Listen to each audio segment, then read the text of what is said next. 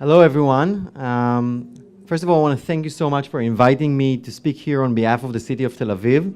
I have here a double challenge somehow. I'm a Hebrew speaker speaking to an audience of Spanish speakers in English. So bear with me, and I'll try to be as clear as I can, and I hope you'll learn some. So as was mentioned, my name is Michael Gitzin. I'm a city council member in the city of Tel Aviv.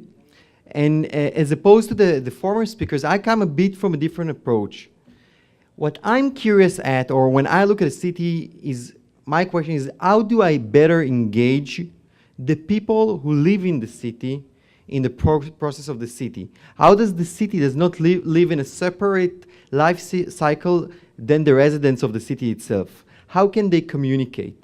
And the project that I will talk about is actually somehow a platform, an application that better communicates or better integrate this kind of connection between the city and the residents of the city.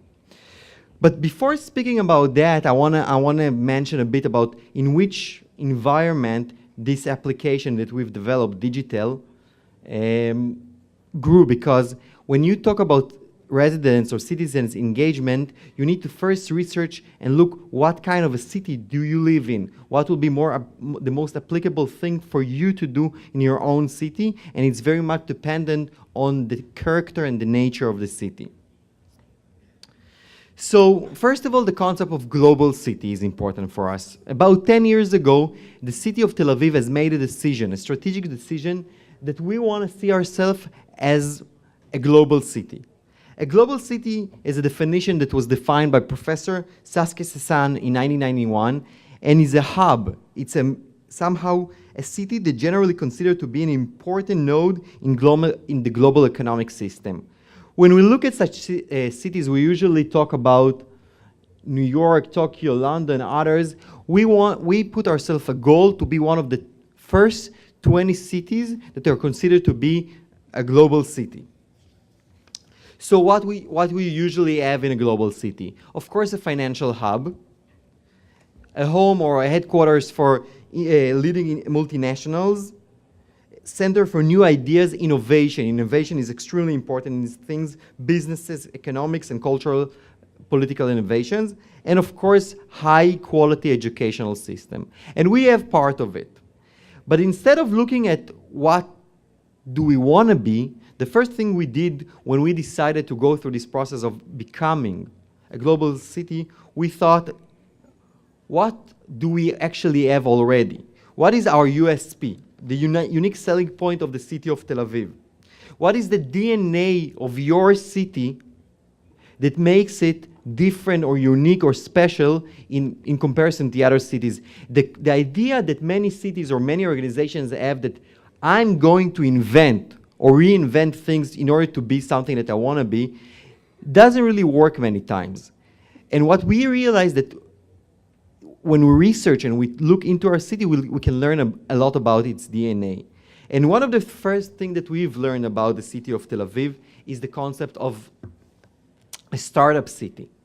And when we talk about a startup city, we're not talking only about what's going on today, and I'll elaborate a bit longer about what's going on today, but when Tel Aviv was established in 1909, the way it was established in the character of a startup city. It's a great story. There were like 66 families in Tel Aviv, and there were like pieces of land that they wanted to give around, so they each took like a seashell, white seashell and gray seashells. In the white seashells, they wrote the last names, and the gray seashells, they put like the numbers, and each one took 2 of them, and this is the way they split the land.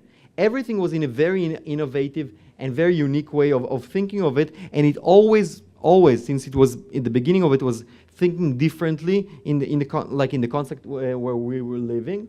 So this is how it was. And today, the same area where these 66 families started, the Rothschild Boulevard, is where our hubs of startups are in Tel Aviv today, which is considered to be, if you look at it per capita, the leading country, the leading city in the field of startup. We're the first in the issue of startup.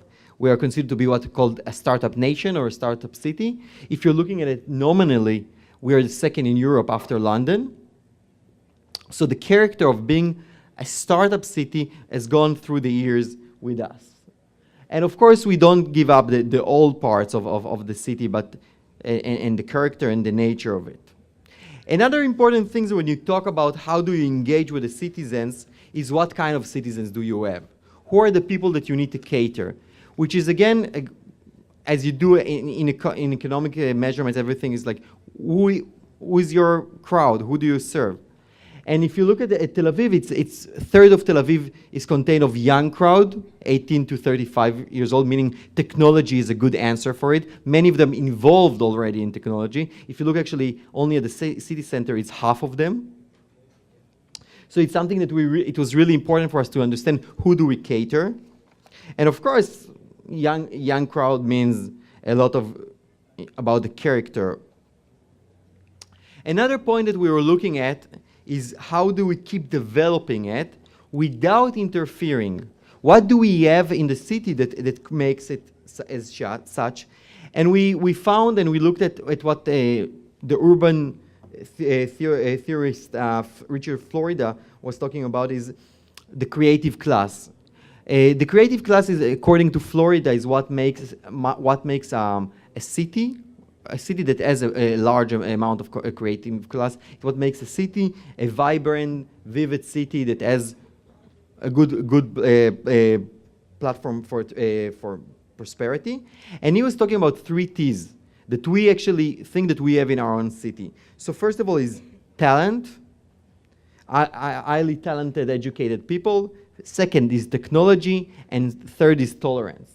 So as I said, talent. A lot of the talent that we have in Israel is actually considered to be in the area of Tel Aviv. Very good university people. Oh.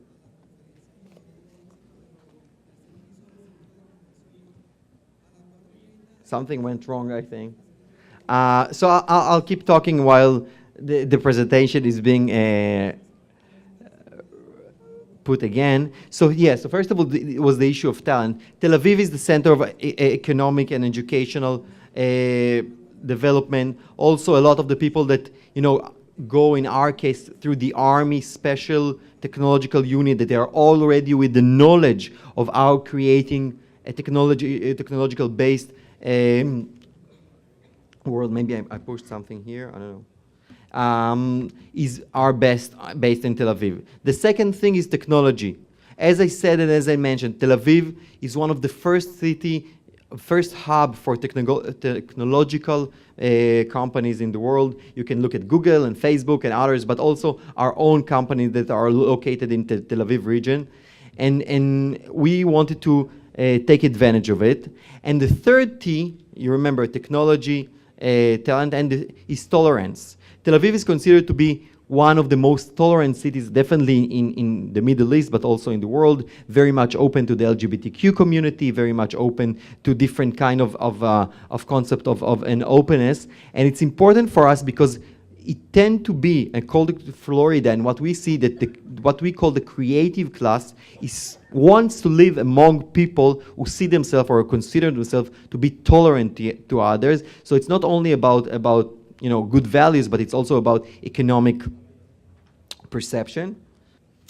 Okay, so I'll try to keep up with that as it goes.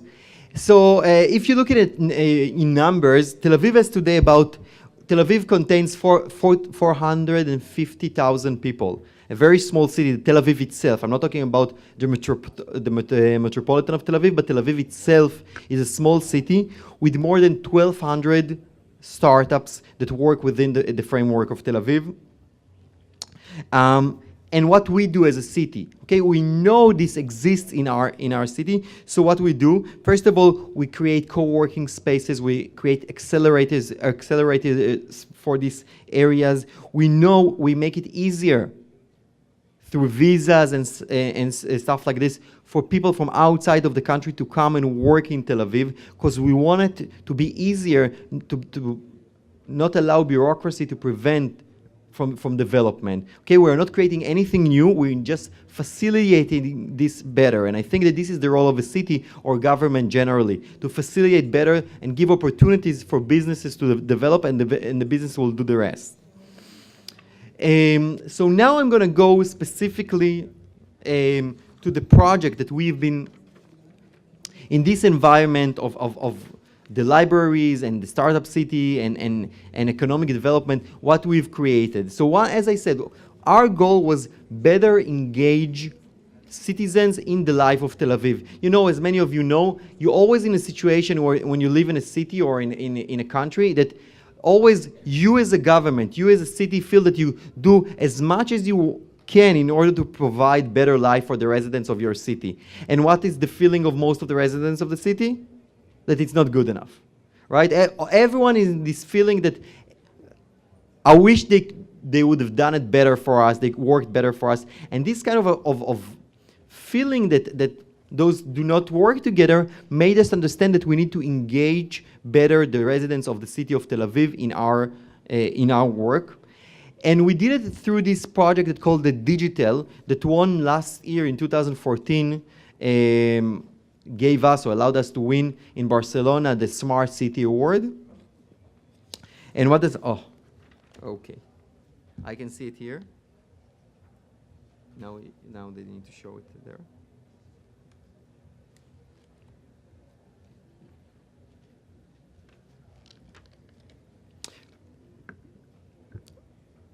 Okay, so what is a digital? A digital is it's an application.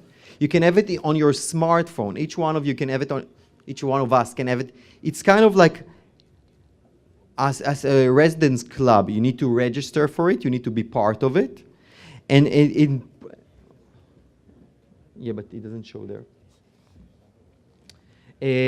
It's an application, like a real application, which is based, that gives the following. First of all, it provides municipal services. You can pay your bills through it. You can know what's going on in your neighborhood through it. Here we go. So it provides municipal services. It gets to a position that everything that you need to know about your status with the city, you can just go online, press the button, and learn about it. The second thing, it engages citizens. It allows me as a citizen of the city of Tel Aviv to complain, to let people know, to understand, to be part of the city through this application that you have online on your phone, okay? The other things, it's creating transparency. Everything that you want to know about the city is there. If you want to know what's going on in Tel Aviv, culturally, artistically, educationally, is on this application. And of course, it's enabling a mobility because it's on your phone. Okay, so it's based on 3 different components. First of all is the physical infrastructure. In Tel Aviv, we have Wi-Fi system on the streets. We have 80 different points Wi-Fi generators and 300 areas with Wi-Fi that you can actually work your infrastructure or basic infrastructure on it. The second thing is the logical infrastructure, which is the knowledge, and the fourth is the applications themselves. Nice. So as I said, 80 Wi-Fi zone, 200 points.